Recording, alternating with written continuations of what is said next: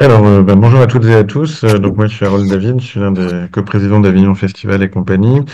Je suis aussi en charge voilà, du développement international du festival, puisque le webinaire là, auquel on vous a invité ce matin avec nos amis et collègues du Fringe d'Édimbourg s'inscrit en fait dans tout le travail qui est mené depuis 3 ans pour développer le rayonnement international du festival autour de trois axes principaux qui sont d'une part de faire en sorte qu'il y ait une présence beaucoup plus importante de programmateurs étrangers au sein du festival. Donc ça c'est un des axes de travail sur lequel on œuvre ardemment. D'ailleurs, ça commence maintenant au bout de 3 ans à porter ses fruits là, puisque cette année on va avoir pas mal de nouvelles délégations de professionnels qui vont venir faire des parcours découvertes au sein du festival Off. Donc on a à peu près 80 à 100 programmateurs nouveaux venus de différentes régions du monde qui vont venir en off dans le cadre justement de ce travail de développement. Donc ça, c'était un des axes. Le deuxième axe, c'était de pouvoir élargir l'offre auprès des publics de spectacles venus de l'étranger. Donc là aussi, on a un développement qui est en train de se faire à ce niveau-là.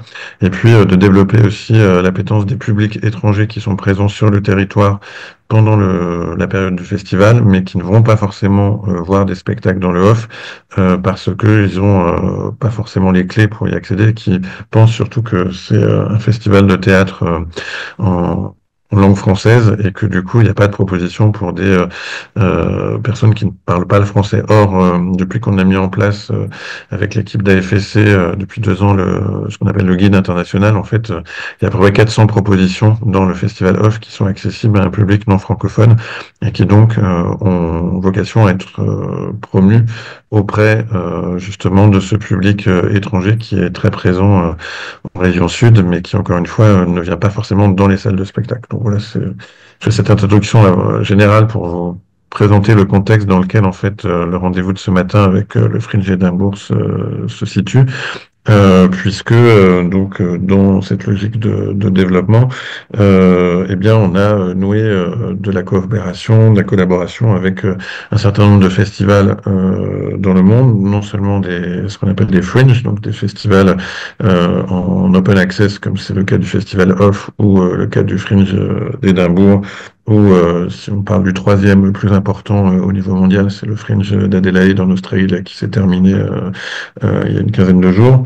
Euh, on a aussi voilà, des liens avec un grand nombre de festivals qui sont pas forcément des fringes, mais qui sont intéressés et qui sont des partenaires du Festival Off d'Avignon désormais. Voilà, donc ça c'était pour vous présenter le cadre général.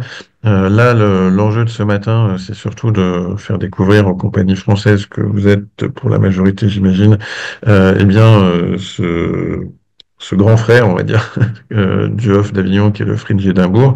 C'est grand frère parce que ils sont plus anciens que le Off. Hein. Le Off s'est créé en 66, comme vous le savez, et le Fringe d'Édimbourg, lui, en même temps que le Festival international d'Édimbourg, en 47, donc 20 ans avant les premiers pas du Off. Mais je laisserai Ellinor et Christine, voilà, vous faire ce petit rappel historique. C'est un festival qui on a un intérêt effectivement de dialogue parce qu'on est aussi dans une proximité d'aire géographique France-Écosse, mais aussi de temporalité puisque le festival d'Avignon off est au mois de juillet et le festival d'Édimbourg démarre tout de suite début août. Et voilà, enfin, en tout cas, on est encore en train de travailler à une réflexion de comment est-ce qu'on peut faciliter en tout cas des passerelles entre les deux événements pour les compagnies qui seraient motivées pour participer potentiellement aux deux. On est tout à fait conscient au sein du Off, mais aussi au sein du Fringe, que les problématiques de diffusion aujourd'hui, que ce soit au niveau national ou international, sont extrêmement compliqué par la baisse des moyens dédiés à la diffusion de manière générale, et c'est le cas en France, mais pas que, évidemment. Et je pense que la situation mondiale aujourd'hui, avec tout ce que vous savez depuis le changement de la politique, notamment aux États-Unis, voilà, va impacter aussi les échanges, y compris et la circulation aussi des œuvres des artistes. Enfin, tout ça fait partie d'un contexte général qui est pas simple. Néanmoins, voilà, il me semble important de porter à votre connaissance les possibilités qui peuvent être offertes par un événement tel que le Fringe d'Édimbourg par rapport à leur euh, rayonnement qui est différent de celui du off,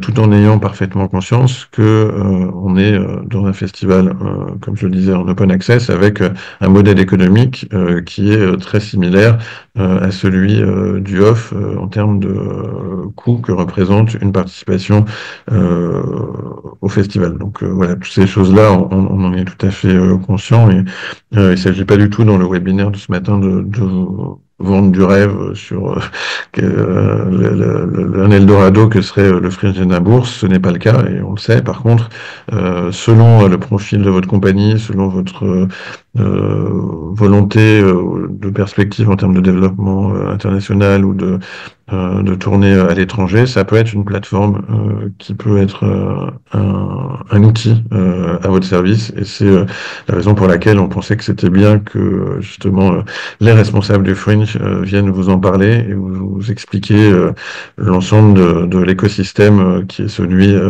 du Fringe d'Édimbourg. Voilà.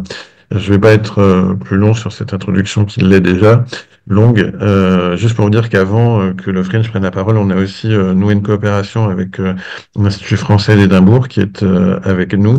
Et c'est donc Fleur, je crois, qui va prendre la parole pour l'Institut français, puisque dans le cadre du Fringe d'Édimbourg, chaque année, ils invitent des compagnies françaises via un appel à candidature à venir participer au Fringe et jouer, en l'occurrence, dans les locaux de l'Institut français. Voilà, j'espère que ce webinaire vous sera instructif. Donc, il est encore en français pour la prise de parole de Fleur, mais après, on va basculer en anglais avec nos collègues du Fringe. Thank you very much to Ellinor and Kirsty to be with us today. And maintenant, Fleur, peut-être je peux te laisser la parole pour présenter donc le dispositif que vous portez au sein de l'Institut français d'Édimbourg. Oui, merci beaucoup et merci beaucoup de nous avoir associés à ce webinaire. Donc moi, je suis Fleur Palazeski, je m'occupe de la programmation culturelle à l'Institut français d'Écosse. Juste pour vous dresser un peu le paysage, donc l'Institut français, il a pour but de promouvoir et la langue française et la culture française dans le monde. Au Royaume-Uni, il y a l'Institut français du Royaume-Uni qui est à Londres et qui a un très gros institut français. Et nous, on est une espèce de petite branche de ce gros institut français à Édimbourg. À Édimbourg, on est situé vraiment dans le centre historique, donc en plein cœur et du Fringe et de la vieille ville d'Édimbourg. Et donc voilà, on a une programmation déjà à l'année d'événements, de concerts, de spectacles vivants et de cinéma. Et on a aussi, pendant le Fringe, on participe à la programmation du Fringe. Et pour ça, on a un dispositif qui s'appelle Vive le Fringe, que je vous mettrai le lien dans le chat. C'est un appel à projet, enfin un appel à la candidature qui se lance assez tôt dans l'année. Là, pour 2026, il est déjà ouvert. Le principe, c'est qu'on présente 3 à 4 spectacles dans notre salle de spectacle, qui est une salle qui fait à peu près 74 places. C'est une salle modulable, donc voilà, qui peut s'adapter à toute forme de projet, avec un grill et un système son modeste, mais qui ont le mérite d'exister. Et puis, comme le disait un peu Harold, on a vocation quand même, on a un public francophile, mais quand même essentiellement anglophone. Donc le but, c'est quand même de présenter des spectacles qui soient accessibles à un public anglophone. Voilà. Et donc dans le cadre du dispositif, ce qu'on propose, c'est donc de jouer pendant toute la durée du Fringe, donc pendant les 4 semaines de festival. On a la possibilité, alors dans la limite de nos capacités, en fonction du nombre de personnes, mais de prendre en charge une partie des transports et de l'hébergement, qui est quand même une question importante pendant le Fringe. Et ensuite, le modèle, c'est un partage de recettes, donc à 40, de l'ordre de 40-60. Voilà. Je ne sais pas si vous avez des questions sur ce dispositif en particulier, mais en tout cas, on est voilà, ouvert à discussion. Vous pouvez aussi me contacter à tout moment, même aussi en dehors de l'année, si vous avez des propositions artistiques.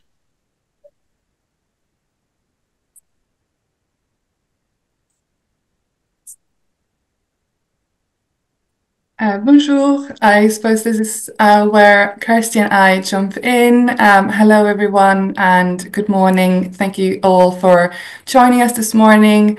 I would like to apologize first that I don't speak French, but I don't suppose anyone here speaks any Swedish. Nope, it's quite a random one. I'm from Sweden, but I live in Edinburgh, and I've been with the Fringe Society now for 6 years. And today my colleague Kirsty and I will talk you through a bit about the Edinburgh Festival Fringe, how it works, its history, how it works to bring a show over, what you need to take into consideration, and also covering a little bit also about the also being an industry, like a presenter, festival or a venue as well at the Fringe. And really would love to hear your questions at the end of the session, so feel free to pop them through in the chat so you don't forget them. So I suppose starting to kind of paint the picture about the Edinburgh Fringe, and it, like Harold mentioned, my very basic school French kind of caught on there in terms of the similarities, but also the differences between the Avignon off and the Fringe is what we will cover just now. So next slide, please, Kirsty. So I'll touch a little bit about the history of the festival, because it is really something that has coloured and shaped the festival. You guys are all aware of Avignon off and how it works, it being an open access, largely uncurated. And it perhaps is a little bit less known that that idea kind of started in Edinburgh with the Edinburgh Fringe. Back in 1947, there were a project to bring together and heal through the arts through a festival program, and that became the Edinburgh International Festival. So like the Avignon Inn Festival, really a curated program. They decided who can come and perform and who couldn't. But there were 8 companies that came up from Scotland and England and wanted to take part in this festival program, but were told they were not allowed to. And so they found their own spaces in Edinburgh, and they set up their own box offices and still went ahead and performed their shows alongside of the festival. And since 1947, that grew and grew. More and more companies came up every year at the same time in August. And until the point where someone in the late 50s coined the term fringe, which in English means the outskirts of or along the edges of. It also means fringe, like the one I have, but that's just confusing.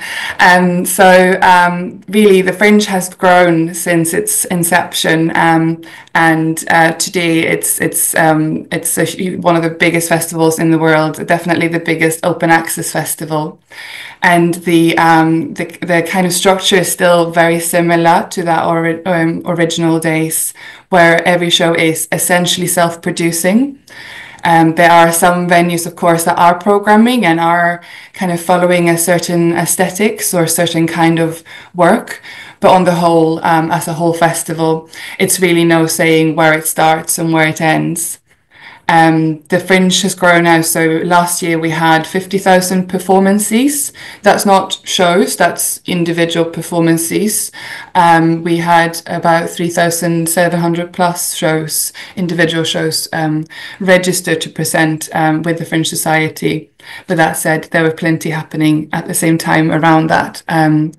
So that means, and we will touch on this a little bit throughout the presentation, it means there's a huge competition for visibility, for grabbing the audience's attention to come and see your work, for inviting and encouraging media professionals, so reviewers and critics, as well as also festivals and venues attending the Fringe as well. It's a huge competition in that regard, and it's something we would really like people to be very much aware of when they're considering coming to the Edinburgh Fringe. And really, we have various ways in which we can kind of support in terms of what to think about and what to consider when you're thinking of bringing a show. Next slide, please, Kirsty. So just to kind of touch on the kind of broad spectrum of the festival for those who haven't been before, like I said, it's really one of the largest, and it's been able to grow that way because there's not one person or one group of people saying you can't come. So in 2024, we had 60 countries represented on the stages across Edinburgh.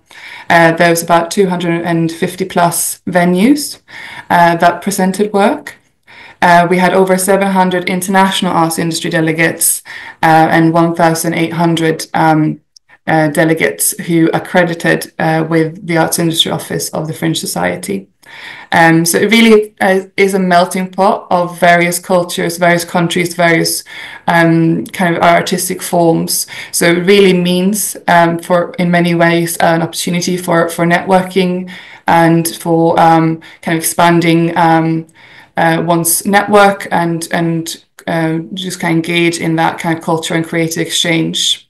It can, for some shows, be a profile raising opportunity, but like I said, again, it's a challenging and kind of strategic decision to come to the Fringe, and it's a site where a lot of shows come to try and garner and get attention and get onward either UK or other international touring opportunities.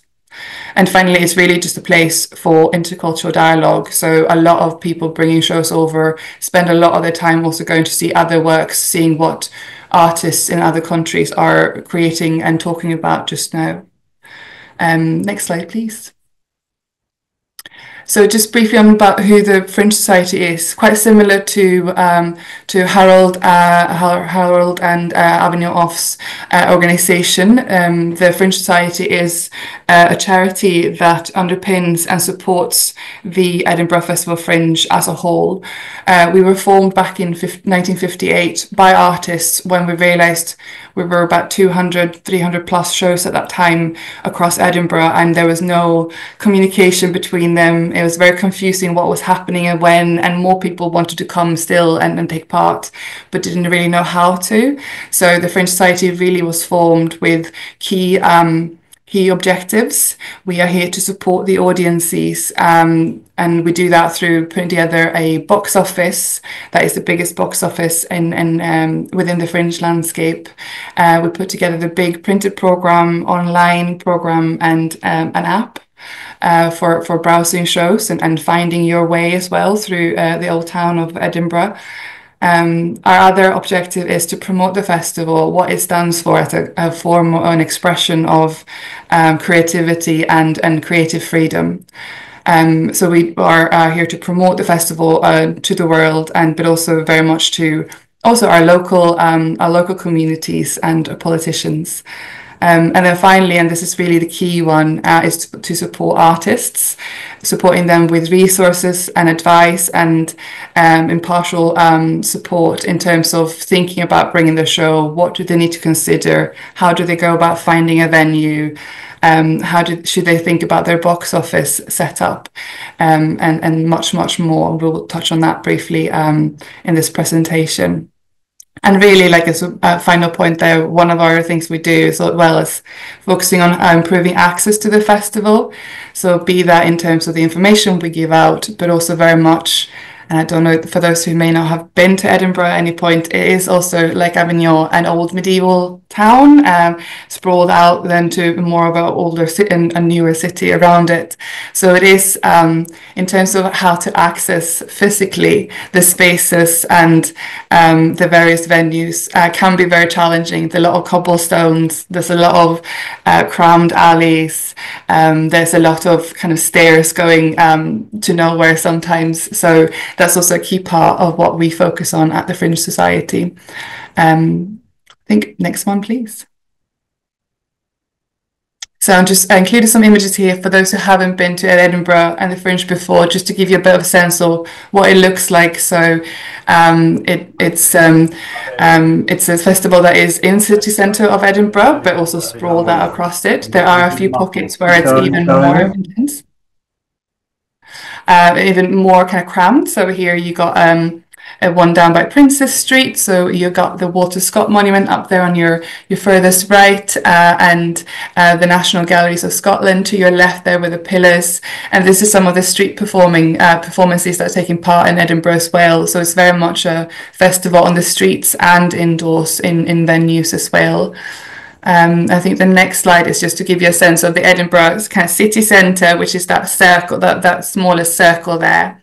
That is where the cursor is going. That's the kind of Edinburgh Old Town city centre, and you see there's a really high concentration of venues within there. All these little pink numbers are numbers of venues that are given a number for audiences to find them as well. So it's it kind of takes place very much in the city centre, but also sprawling out to more outskirts of Edinburgh. And I think that kind of to give you, just a little bit of an idea. So I'll hand over to my colleague Kirsty to talk to you a little bit more about what it means to bring a show and what you need to consider. Thank you, Ellie, and bonjour. My name's Kirsty. I'm the Artist Development Manager at the Edinburgh Fringe Society. I must apologise as well. I don't speak French. I don't speak Swedish. I speak a variation of Scottish. So if I'm speaking too fast, please just wave your hands or something and I can slow down. But yes, I'm going to go through the process of bringing a show to the Fringe and kind of talk about those practical steps that are involved. So the first thing that we really like artists to focus on and think about is why they're bringing a show to the Fringe. Because knowing that why will help you navigate all the opportunities that the Fringe has to offer.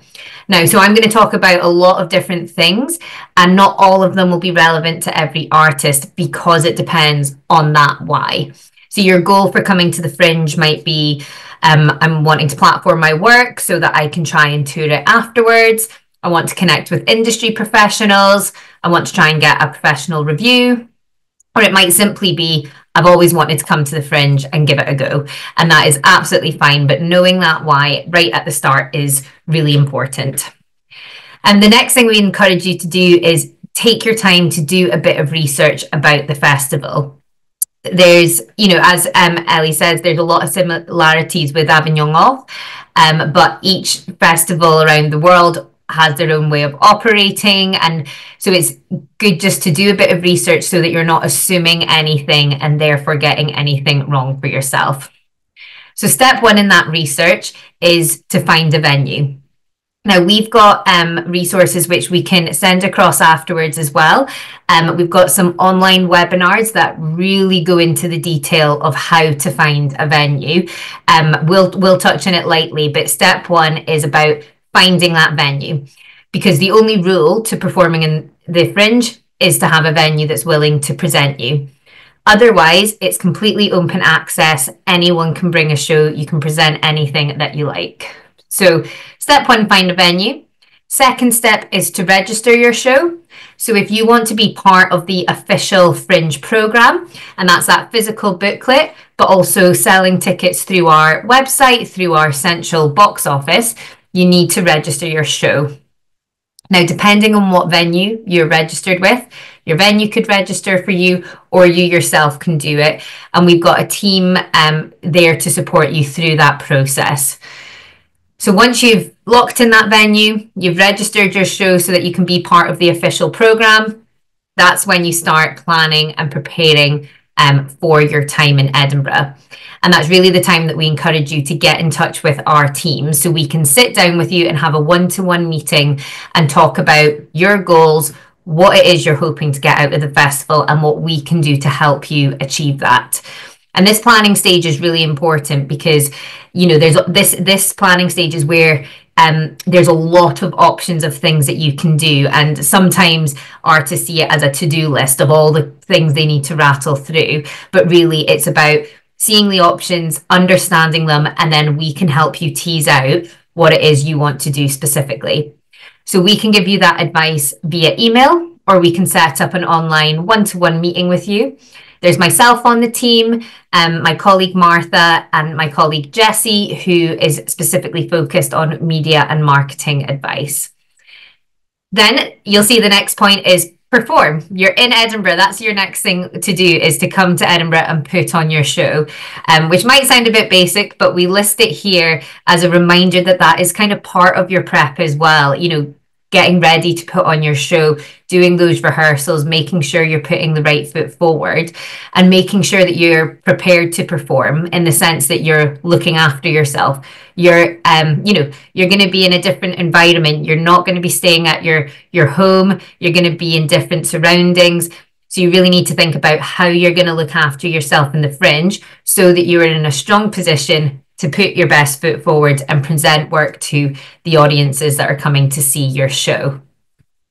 So I'm going to touch on the financials that are involved with coming to the Edinburgh Fringe.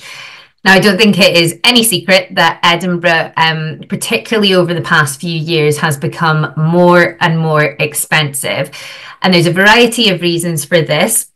One is just the demand, the interest that Edinburgh Fringe brings. People want to come and see the Fringe. So there's a sort of tourism demand during August. Also, though, the council and, well, the Scottish government has changed the rules on short-term lets, which makes accommodation much, much more expensive.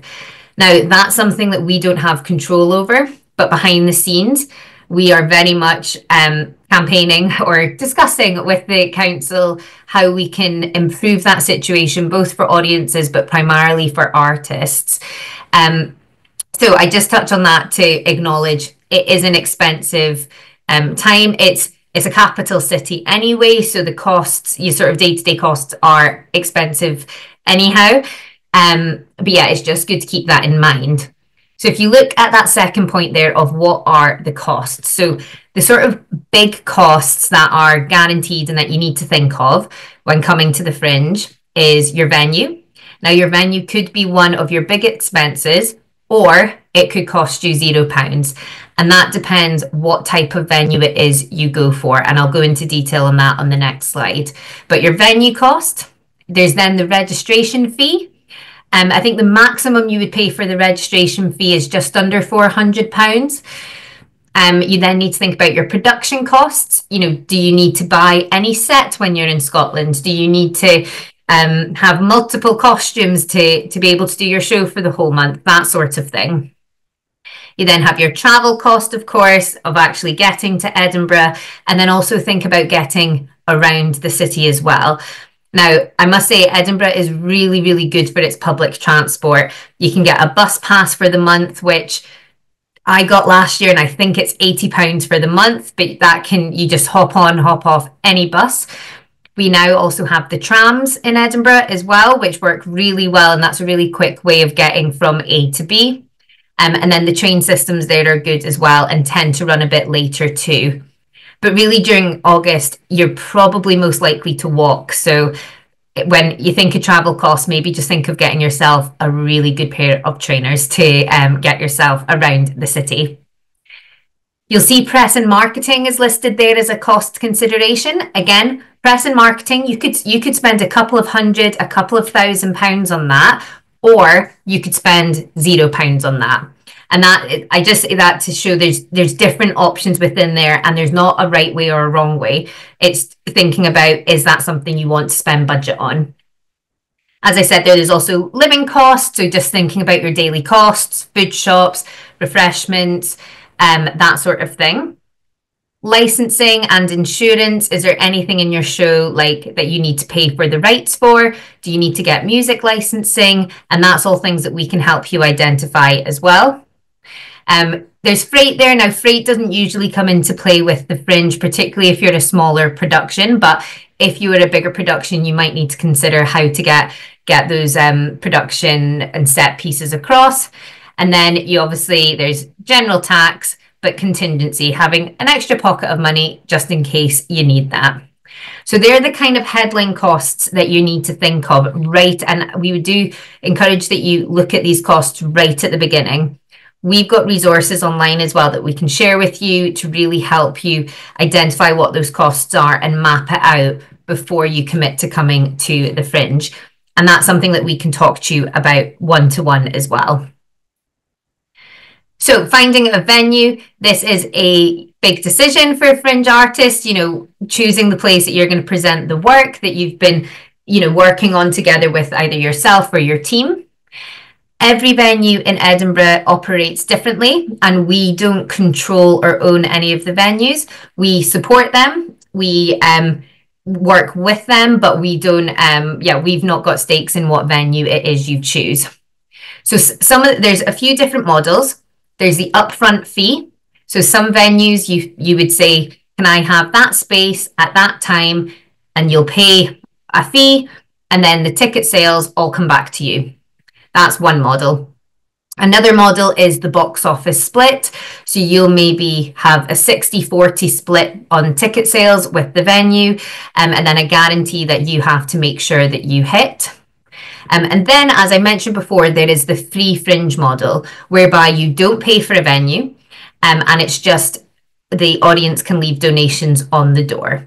Now, those venues tend to not be as have such a high quality or production value as some of the other venues. You know, it'll be minimal tech in those spaces and usually a bit smaller, but you're not paying anything for that, and therefore any money that you get in from the audience is immediately profit, which can be a really good option. So as the artist, you contact the venue directly. We encourage you to contact somewhere between 7 and 10 venues, just so you can explore all the options that are out there.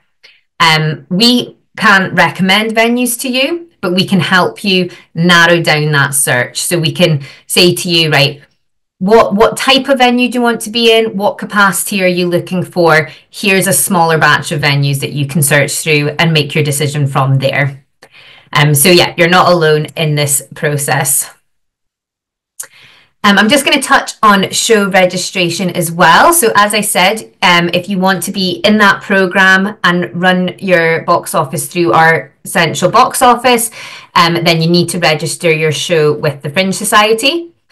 Now, I'm not going to go over every date and deadline. There's lots of dates and deadlines, and I think deadline is actually the wrong word, because you can register your show up until the last day of the Fringe. I wouldn't recommend that you do that, but you can. So the deadline isn't a hard deadline. It's not, if you know, it's this one, where is it? The 9th of April is considered the programme deadline. That's only the deadline for getting in our printed programme. If you register after that date, you're still up on our website. You're still part, you know, you still get access to our services. You're just not in the printed document. So you'll see down here, this is the different registration fees. So you've got, if you're doing a short run, so if you're doing 1 or 2 performances, your registration fee is £96. If you're doing 3 to 5 performances, your fee is £204. And if you're doing a full run, so that means if you're doing 6 or more shows, the maximum that you will pay is £393.60. And those registration fees have been the same for many, many, many years, and are quite set in stone now. So this is so if you were to register now, you'd probably be looking. You could still get this summer rate as well. If you register after the 9th of April, it's a slightly cheaper rate because you're not going to be in that printed programme. So yeah, I'm just going to quickly touch on the artist development side. And so if you're coming to the Fringe with a specific professional goal in mind, we've got a number of services that exist year-round to support you in doing that. So the first thing is, this is our team email address, artistadvice@edfringe.com. That is the email to email if you are wanting to book a one-to-one meeting or get any advice around your show. We will talk to you about what your goals are. And as I say, these are some of the goals that people might mention: connecting with accredited industry, getting media and marketing support. So we can sit down with you and talk to you specifically about your goal and how it is you want, or put strategies in place to help you achieve that during August. Media and marketing support as well is a really key part of the service we provide, because kind of no matter what your goal is, you'll want to sell tickets to your show. So there's this common thread with all the shows that they all want to sell tickets. Therefore, you all need to consider marketing. So what our media and marketing advisor can do is chat to you about your marketing. They can give you feedback on, say, a poster design or a flyer design, or talk to you about how to use social media and build a following there. They can also look at your press release and give you advice and feedback on that press release, and then advise you on how to distribute that to the media as well. And this period of time now, sort of between now and May, June, is a really good time to start doing that admin and that work, just so it's kind of ready to go once we have our media and industry starting to register, because at that point we can share their contact details with you. You'll see here we've got Fringe Central. So Fringe Central is a participant hub that we run during August, and it is very much artists, industry and media's home away from home during August. At a very basic level, it is a place where you can come and plug in your phone or charge your laptop, or come and sit and have your lunch. But also there, it's a place where you can come and connect with the teams and get advice throughout the festival. You can also come and use our printing services there. And we run a program of free professional development events as well. So we have different networking events, panel discussions, opportunities for you to connect with other artists as well. So that program will be launched in May. And the way you find out about that is by signing up to Fringe Connect. So I've popped a wee QR code up here, and that is, if you want to scan that just now, but we'll send this out afterwards as well, that'll link you to Fringe Connect and to our Fringe 2025 artist group. So this is our digital year-round platform. There's around about 9,000 users from all across the world. And it's a digital space for industry and artists to connect with one another during the festival, but also outside of the festival. And you'll see here at the top, we have an events tab. That is where all of our free events will be listed, and any other free events that we know about as well.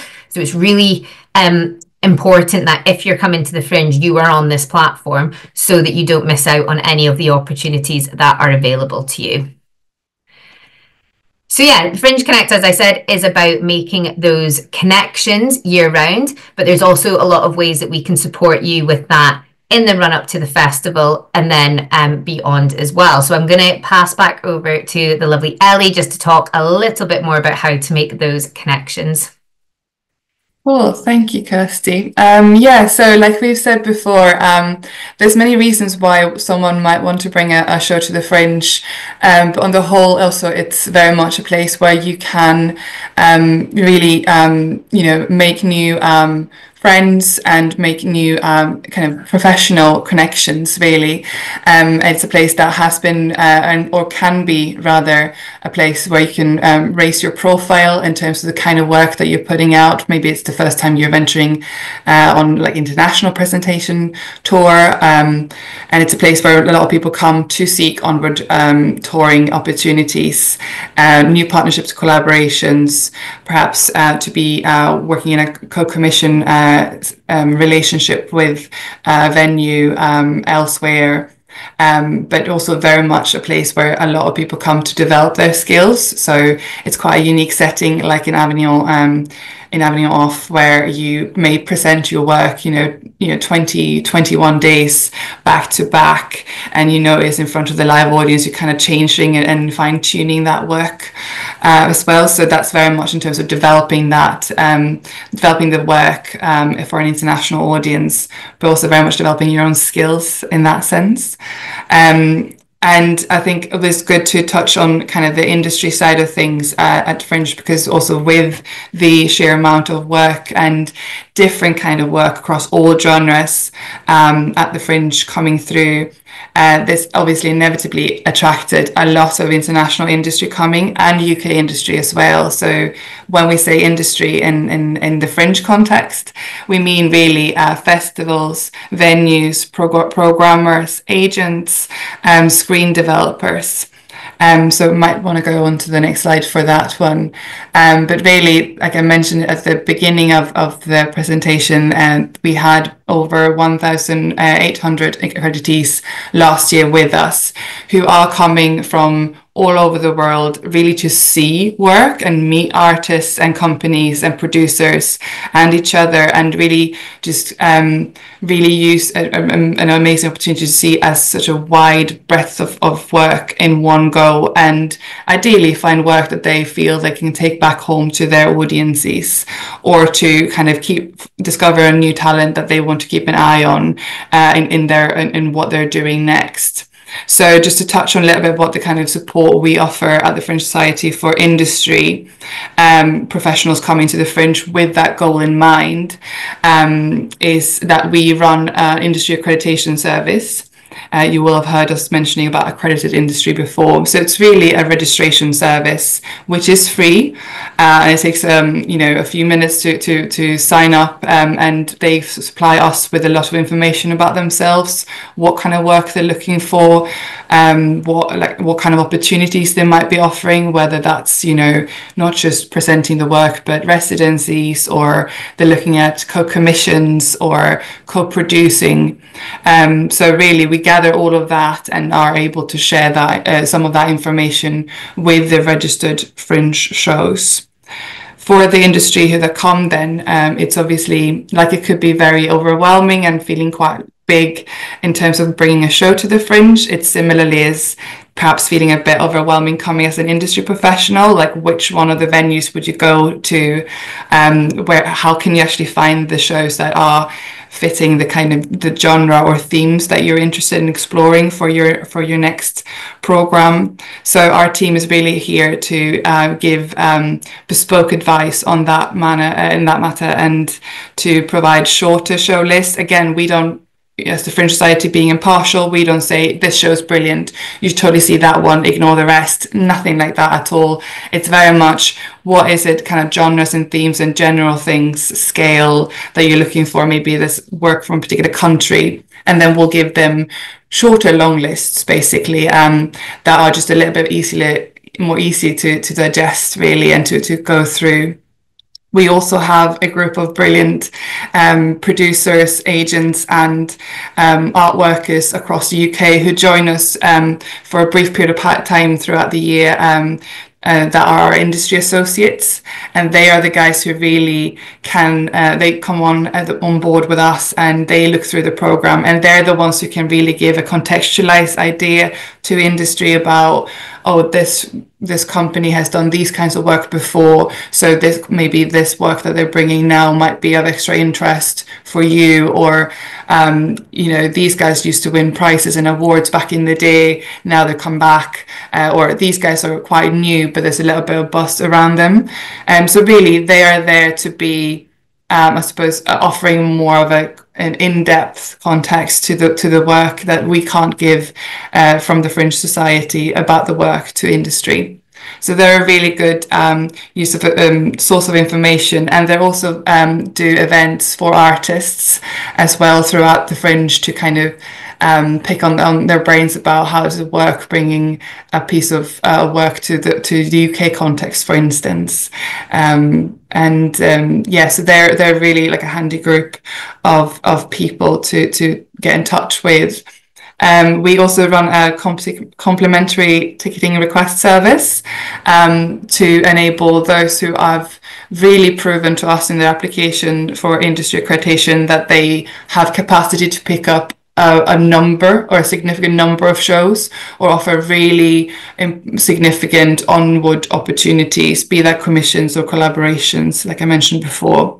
So those guys have access to this ticketing system, which is really putting the power back in the hands of the artist. They request a ticket and the artist can then say yes or no to that request, really. But also it's worth knowing the venues, the different venues, some of them run their own complementary ticketing system. As you can hear, it can be like, quite complex when you look at the details, but I assure you the team is here to kind of support the industry in that regard. Just as also for the for the artists, we put together a lot of networking opportunities for the industry to connect with each other, but also for them to connect with the artists, because really that's the top priority for the largest number of them is really to see a lot of work and to meet with the artist and to speak with them. So we do that mainly throughout August, but we do a few others also online around the year, just more looking at programs of work. Finally, what we have is a platform called Fringe Marketplace, which is really honing in on that onward touring and onward development aspect of the work that comes to the Fringe and wants those outcomes. So it's a platform that registered shows can submit their shows to, separate from their public-facing ticket listing, where they submit more information more about their touring requirements, their daily fee, who's got the rights, where would they like to bring the work in terms of touring, or maybe they're interested in developing it for a screen. So that's really a platform. I believe we have one more slide for that one after this, just so people can upload a full-length recording of the show that is securely hidden for on this platform, so only the accredited industry who have access to that platform can see it. You can upload trailers, behind the scenes, talking heads, just to get a bit more of a sense of not just a piece, but the kind of work that that you as an artist and company are creating.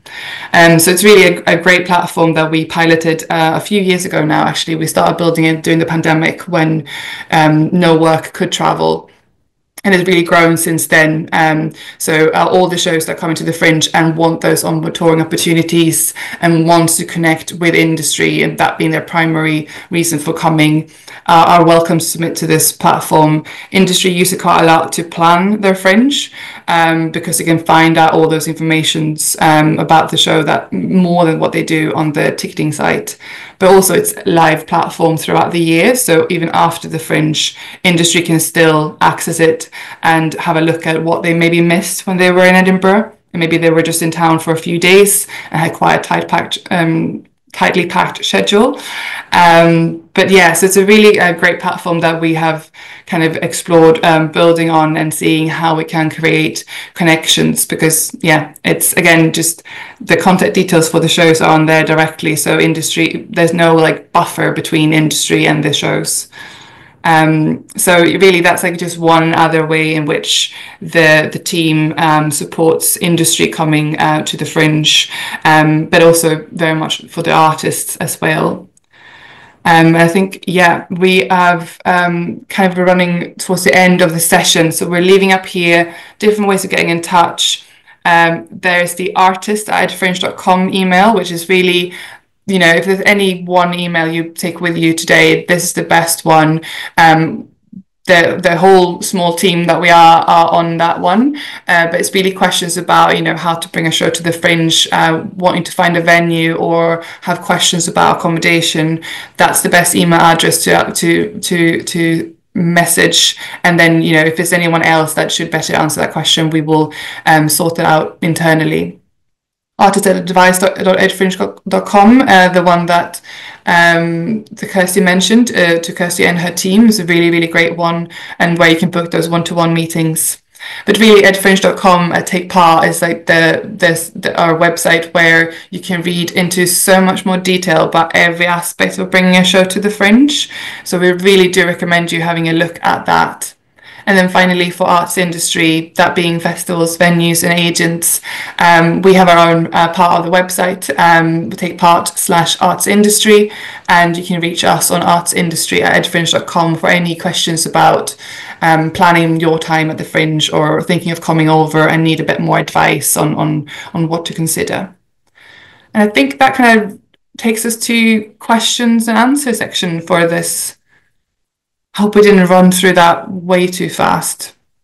Apologies if so. It's being recorded, so you can kind of watch back, but also please feel free to fire through any questions. Yeah, there was a few that came up in the chat, which I've gone through and answered. One of which I thought might be worth sharing, of how much does it cost for accommodation? Like what is that cost like? Now it does really vary. We though have an accommodation portal where we list accommodation that's more of an affordable rate, or that we have like a partnership with. So example, like university halls. So I suppose as a starting point, those rooms rate are about £350 to £400 per week. So I suppose in terms of budgeting, that's your minimum that you want to budget for when it comes to accommodation. There are also options though to stay outside of Edinburgh. So say, for example, I actually live in Glasgow, which is a 45-minute train journey away. So accommodation here would be cheaper. So it just depends though, like what time your show is at. Do you have that time to commute? The outskirts of Edinburgh are useful, but useful in terms of cheaper accommodation.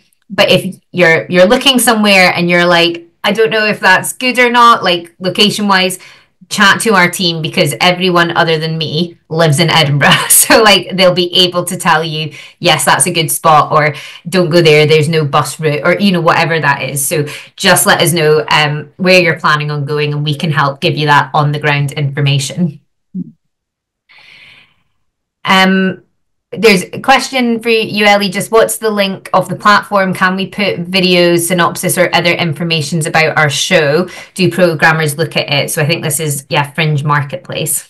Yeah, absolutely. Well, the prerequisite for being able to submit your show to the platform is that you have registered with the Fringe Society. So you are bringing a show this year. But yeah, absolutely. You include things like your synopsis, your creative cast. So you can list everyone who's been involved in the production. You can put in also your touring aspirations, or how you'd like to develop the work, perhaps with someone, if it's kind of, you're happy with it, but you can also, you're happy to kind of amend certain things to adapt it for different spaces. So you can kind of include all of that. You can upload a PDF or a Word doc of your touring specs that can list more about your fees, what the kind of setup time is, what kind of space in terms of stage requirements and stage measurements that you want. So really all of that kind of information would go on the platform. And we would add links to your ticketing site as well as the complementary ticketing site. So it's really like all the artists, like I said, the platform's not accessible to anyone but the accredited industry of a certain level. But the artists who have submitted will get a unique link to their show instance, so they can use that as a really great kind of almost calling card when they're messaging industry, to be like, here's just a very brief message of an introduction from me. If you want to find out more about my show, have a look at this link. It's got all the details. So yeah, it's a really good kind of concise platform in that sense. Amazing. Got another question here which I'll pick up, which is, what is the average cost for seats for hired venues? So I think, like, what's the average ticket price? There was a number last year. I think the average ticket price was somewhere between £12 to £15 per ticket, but it does vary across the festival. So some shows, particularly ones that maybe are, so say like circus shows that have a lot of set or equipment, you're probably looking at £20 upwards. But as I say, you can also have free shows that's just pay what you want. I do think a good marker is between that £10 to £15 mark.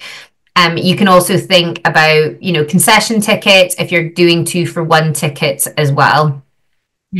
Someone's asked here, is there a system helping you to bring sets, props, costumes at the Fringe when you're out of Scotland? So that there's that QR code that was on the slide, which we'll send across afterwards. That'll take you to other people a group where other people have signed up to who are also coming to the Fringe. So it's almost like a Facebook page, I suppose. That's a good place to say, like, to sort of beg, borrow and steal costumes, props and sets. And, ask about, with people who are on the ground local, can you borrow set? There's a lot of like student theatre groups, for example, who will lend their sets to you. It's also good to think about what other shows are in your venue, and you can reach out to them before the Fringe as well. Sort of share sets. And then something we do at the end of the Fringe is called swap shop. So say if you've done your show and you're like, I don't need to take this stuff back to France, you can come and bring it to our participants hub at Fringe Central, and basically leave it there. And then other people, if they're looking for a dining table that you've left or a lamp, they can come and take it, and it just works as a little bit of a free swap shop, which is nice. And then anything that's left we will recycle at the end. But worth also jumping in there, obviously since Brexit, the administrative task of kind of bringing props and sort of set designs over has been a bit more difficult. Honestly, quite difficult. It's like a new process about it. There is a great resource, Arts Info Point UK, which is really our equivalent on themove.org. That is kind of for Europe and like traveling and bringing work between European countries. And that they have a really good resource and are a really lovely team to just check in with as well, in terms of, right, I need to fill in, an ETA sort of carnet to bring over my instruments. How do I do this correctly? They are really brilliant, and they do also monthly meetups where you can join and ask questions like this, and sometimes they focus particularly on topics like that. Just to the question there, because you just jumping in the hiring cost. So in terms of actually hiring a venue, it really does vary, and as I say, it could be £0 or it could be a couple of £1,000s per week, depending on what you're looking for. I'll pop into the chat though our venue search tool, which will help you. But it is really challenging, and I know this is a frustrating answer, but there isn't even like an average cost of venues, because they all run so differently, and because there's those free ones, and they're, you have to think about it. There's like free venues that are maybe at the side of a pub, and then you have the Edinburgh Playhouse, which is huge and is like a professional theatre and would cost probably a couple of £1,000 a week. I suppose it depends as well how long you're coming for. You might just come for like 5 days, or you might do a full run. And sometimes maybe if you do a full run, you can work out a deal with your venue. So that's why we do encourage you to look at maybe 7 to 10 venues. But also remember, you can negotiate with your venue as well. So, for example, I brought a show to the Fringe a few years ago. I mean, I say a few years ago, it was 2017. So the prices are very much, it's not worth me mentioning what the prices were because they are different now. But I negotiated with the venue that we would take a slightly larger space that they wanted us to take if they gave me some free marketing in their brochure. So, it didn't reduce that upfront cost, but it meant I got the extra of having some marketing involved as well. So I'll just find the venue search tool and I'll pop that into the chat. Is there any other questions at this point?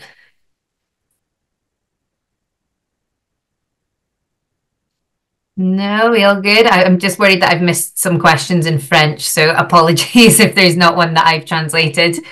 No, I checked, there are no French questions. Right. I think just one final thing, that just in terms of what Kirsty was just saying and regarding venue cost, just like we have a budgeting tool on our website I can drop the link to as well. Again, it's like the we tried in the past to have case studies on the website. We found that it was kind of misleading because it really depended on how big is your cast, how long are you coming for, what kind of venue do you want, and not just in terms of the space of the venue, but what kind of support would the venue offer. Like some venues would have their own media teams and marketing teams. Some of them would have, you know, a lot of more tech and front of house stuff support for you. And so it's really, it just varies so dramatically. And we've had Fringe shows sometimes taking place in a telephone box or in the back of a taxi. You know, it's kind of like, where do you draw the line, kind of thing. So it's not really been really helpful when we put together case studies or trying to do an average in the past. That said, we do have the kind of a whole page on budgeting and finance, and any kind of questions about that, please feel free to reach out on artists@edfringe.com email. We can pick that up separately as well. Yeah, we've just got 2 more questions that have come through here. So the first one is, are the shows limited in duration time? Answer is no. There's some shows at the Fringe that are 5 minutes, and they're maybe a bit more of an experience. And then there's other shows. I would say probably the longest show that I've seen is somewhere between an hour and a half to 2 hours. Kind of the average that people go for is somewhere between 50 minutes and an hour 20. And so that's, yeah, a good marker, I suppose. A good thing to highlight though, when you book your venue, and this might sound obvious, but people have been tripped up by it before, if your show run time is 1 hour, don't book the venue for 1 hour. Book it for including get-in time and get-out. So you might want to book it for an hour and a half, just to make sure you've got that leeway, because sometimes artists think they're booking the slot for their show, but you're booking the slot for the whole production to get in, do the show, and get out as well. And then the other question was, are there any venues except from the French Institute which can be attracted by partnerships with a small but very involved French venue in Avignon in order to exchange shows with each other between our 2 fringes? I suppose the answer is it's not, we don't have a list of ones that we could say, yeah, 100%. It would be about you doing your research and making direct approaches and offering that to venues as a kind of bespoke package. So by all means, it's something that could happen, but isn't something that we have a resource for currently. There's one final question that popped in there that's quite a good one from Fabienne. Do we have to participate for the entire duration of the festival? And the answer is no. You choose how long you want to come for. It kind of goes back to that, or doesn't kind of, it does go back to that question Kirsty raised at the beginning of why are you coming? You know, if you're coming just to kind of experience the festival and put on, you know, 1 or 2 performances, absolutely grand. But if you're perhaps wanting to come for other reasons, for instance, to kind of build an audience or to get, you know, a review or industry, you may want to consider a more performances or a longer run, as we say, because at the Fringe, going back to that, how high competition is, it's about building an audience and building visibility, really. That you benefit from doing a longer run as well. But that's not to say that doing a long run equals success either. It's kind of like a, it's a kind of difficult question to answer. But to really just answer your question, no, you do not need to do a full run. We've got, I think, one last question here, but it's a really good one to finish on, just because I'm aware we've ran over slightly. So yeah, final question is, could we summarise why you would recommend an international company to attend the Fringe? Because I suppose the question is, are local companies, say based in Scotland, a bit more at an advantage in terms of programming? And I mean, Ellie, you can jump in on this as well, but my answer would be no. I don't think people on the ground are necessarily at an advantage, partly because, you know, in the one sense, all the venues are pop-up venues. So it's not a case of like, if you're based in Scotland, you can go and practice at that venue beforehand. Like, that's not an option. So it's quite an even playing field in terms of actually putting on your work. It's the same process with contacting the programmers. There aren't any venues, I believe, that, you know, just program Scottish work at the moment. It is an international festival. That is like one of the best things about it, is the amount of people from across the world, both audiences, industry and performers and media, who come. So having a diverse program for the programmers of a venue makes their program more exciting at the end of the day. The thing that I think the say Scottish artists or people who live in Scotland have an advantage is that on their first couple of shows, they can do what I do and ask your whole family to come along and fill your seats on that first day. So they've got a few more connections in terms of audiences on the ground. But that doesn't mean there's not things that you as international artists can do to help get those audiences in. And I've got lots of good tips for international artists specifically on how to get bums on seats if you don't know anyone in town. So yeah, that's my take on it. But Ellie, do you have any final thoughts before we wrap it up? I think you're spot on in terms of the programmers. They come to see not just Scottish work, but really international work. And I think this is another point for if you're not sure, it's something that's become, with the increasing prices, it's actually worth considering coming and visit the Fringe without a show. See how it's like, see what kind of shows are on, can get a sense of the festival and how it works. It's on the ground, and just kind of have a think of how would I position myself within this framework, either within this venue. You can see the venues in situ because they're actually built then and not built year round. You can kind of visit those spaces, get a sense for who's the audience of this space. Is this actually a good place for me to bring my kind of work? And I think that way you kind of give yourself an extra benefit to be also a bit more mentally prepared, but just have that kind of first-hand research done. But yeah, no, I agree. It's definitely worth for international artists to come. Should it be like that kind of wanting to be in front of an international audience and have the opportunity to present in front of an international industry as well. But I say opportunity because it is a lot of work to get them in, but the opportunity is there. Yeah. But yeah, just because of the time, I think we'll wrap up there. But thank you all so much for joining us and asking your questions. And if we haven't managed to get to you, please just email us at artistadvice@edfringe.com. And even if you've got no questions, but you're coming to Edinburgh this year, just drop us a line so that we know and that we can, hopefully meet up with you in Edinburgh and kind of, welcome you to the big festival.